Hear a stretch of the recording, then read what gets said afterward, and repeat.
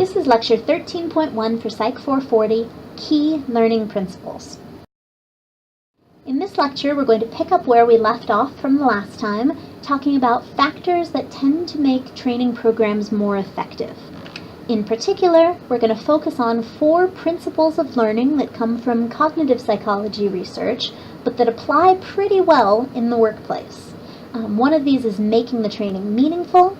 Another is how we should structure practice opportunities, whole versus part learning, and how to provide effective feedback in training.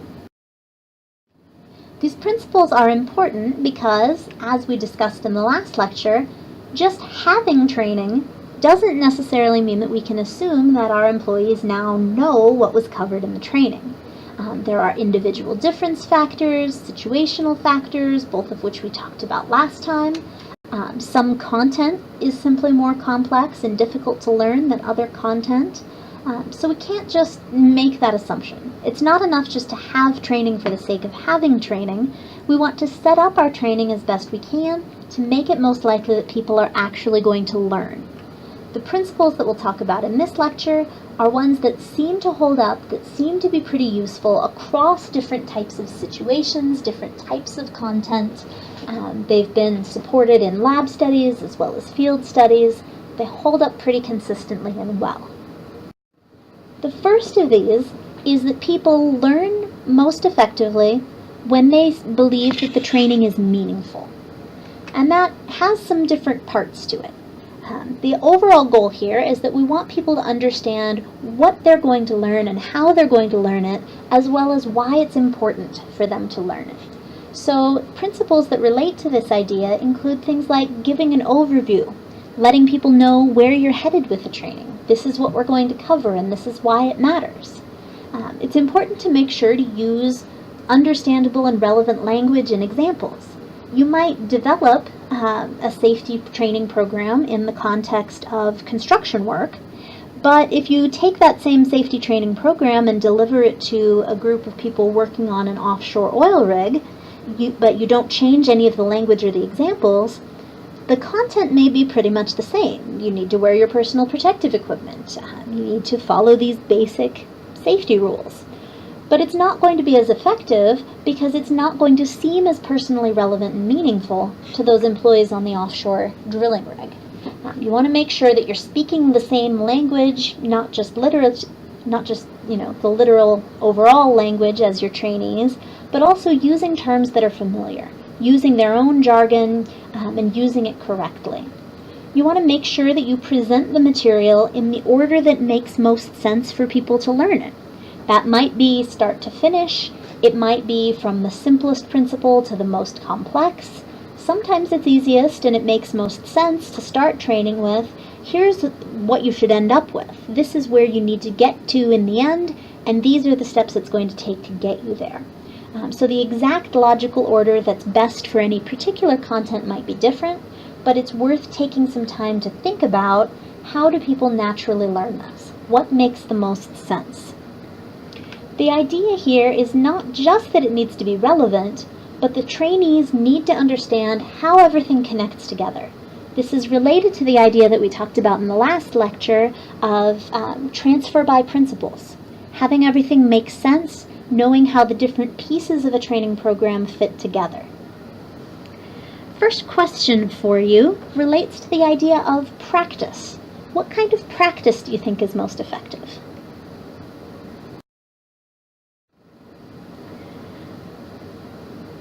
The technical terms that we use for these two different practice strategies are massed practice and distributed practice. Oops, gave it away a little bit there. Massed practice is practice that all happens in one big chunk with no break. So a 2-day intensive training program probably involves a lot of massed practice.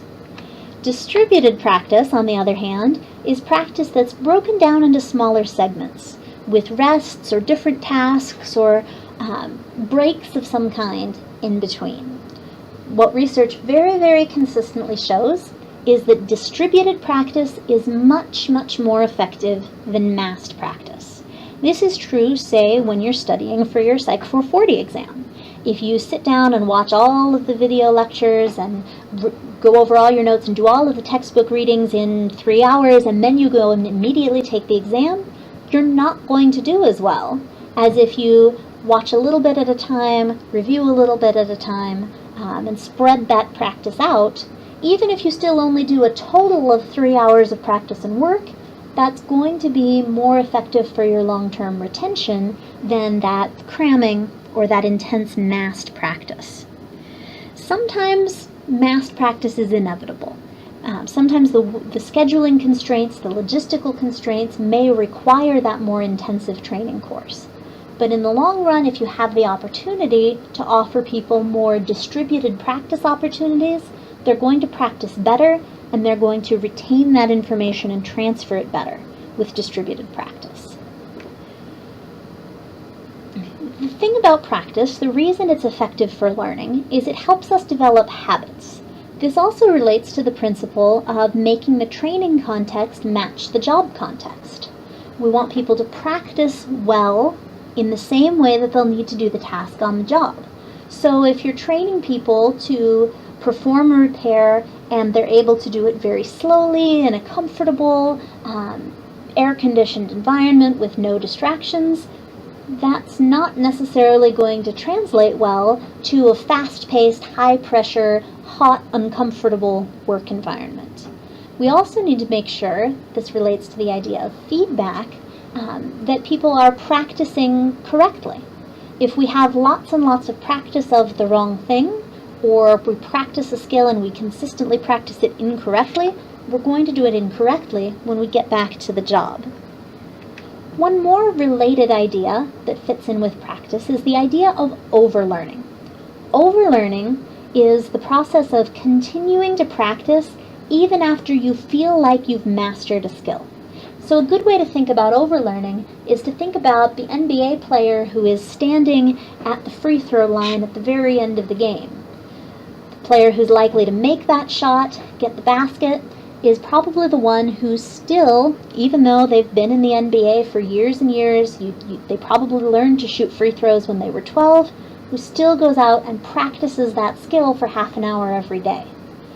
Overlearning, the way it's phrased, makes it sound like it might be a bad thing. You can practice too much. Well, research suggests that for most things you can't practice too much, and that continuing to practice after you feel like you've already accomplished the skill helps to make things automatic. Because when you suddenly have different conditions or high pressure conditions, an automatic skill is more likely to be executed successfully than one that's only just barely mastered. So overlearning is a very, very valuable aspect of training. If you can train people not just to the point where they're competent, but to the point where it's habit, it's ingrained, it's automatic, that's going to be much more effective. Another important principle that we've learned to consider from cognitive psychology is whether we should present complicated material as a whole, all at once, or whether we should break it down into smaller component parts. This issue is a little bit more complicated because the answer depends on what exactly we're training. Whole task learning, presenting everything as one integrated whole, is going to be more effective when the task that we're trying to teach really needs to be seen as an integrated, coherent thing. For example, if you are trying to teach auto mechanics to repair an engine, it's probably not helpful if you only know how to repair every component part. You need to know how they all work together in order for that training to be effective. On the other hand, if the task that you're training does have very separate, independent components, it's likely to be more effective to break that training down, master one component at a time, and then worry about moving on and presenting the next. Feedback is also incredibly important in training. Feedback is important because without feedback, it's hard for trainees to adjust or correct their behavior. We said a little while ago that practice was only going to be helpful if we're practicing correctly, so feedback allows us to move incorrect practice into correct practice. Feedback is also important because it makes learning more interesting. It's more involving. People become more engaged when they know that they're going to be receiving feedback and when they get that feedback as they progress. And so that increases people's motivation to perform well in training and to learn, and it also makes that training stick a little longer and transfer better. Feedback is also related to goal setting. If you take the organizational psych course, you'll probably learn about goal setting theory as a mechanism for motivation. Goal setting has been very consistently found to improve performance, but it works based on feedback. Goal setting works when you can see the progress you're making or not making toward your goal, and so that helps people to be motivated and helps them to improve over time. We also know from research quite a bit about what kind of feedback is important and effective in training. So tell me what you think. Well, just as in performance appraisal, both negative and positive feedback are effective. Positive feedback reinforces good, correct behaviors. It helps build learning self-efficacy. It makes people feel good. They respond to it very positively. At the same time, if we're talking about correcting behavior that's not correct, we need that negative feedback. So both positive and negative feedback are very important in training. We know some other things about the characteristics of good feedback.